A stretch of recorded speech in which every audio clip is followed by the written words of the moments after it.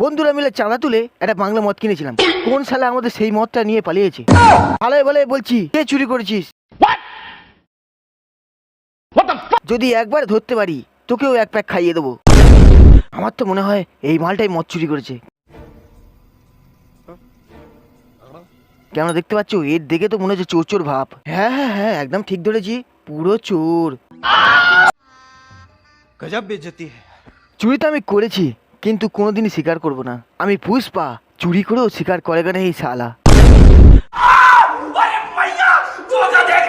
আরে এই পুষ্পা, ওদের বাংলা মদ চুরি হয়ে গেছে। তুই কি চুরি করেছিস নাকি? যদি করে থাকিস তাহলে ফেরত দিয়ে দে বাবা।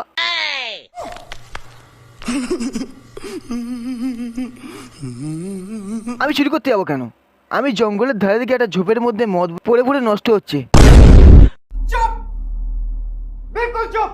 তাই আমি কিছু না ভেবে ওটাকে তুলে নিয়ে চলে এসেছি, আর একটু দু প্যাক খেয়েও ফেলেছি।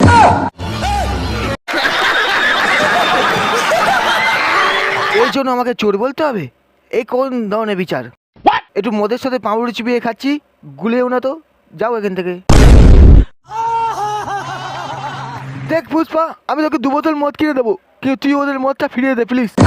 फिर से आ गए रे बाबा, इधर जहर खाने का पैसा नहीं है, तू जा रे। নিজে লোকের টাকা ঝেড়ে মদ খায়, আবার আমাকে নাকি 2 বোতল মদ কিনে দেবে। ছি, লজ্জা লাগে না?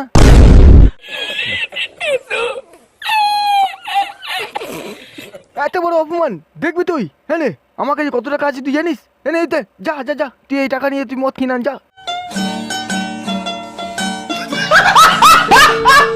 ভালো হলো, এই টাকাটা দিয়ে আমি একটু চাট কিনে নেবো, আর ওই টাকাটা দিয়ে ওই মালটার জন্য একটা বাংলা মদ কিনে দিয়ে দাও, যাও।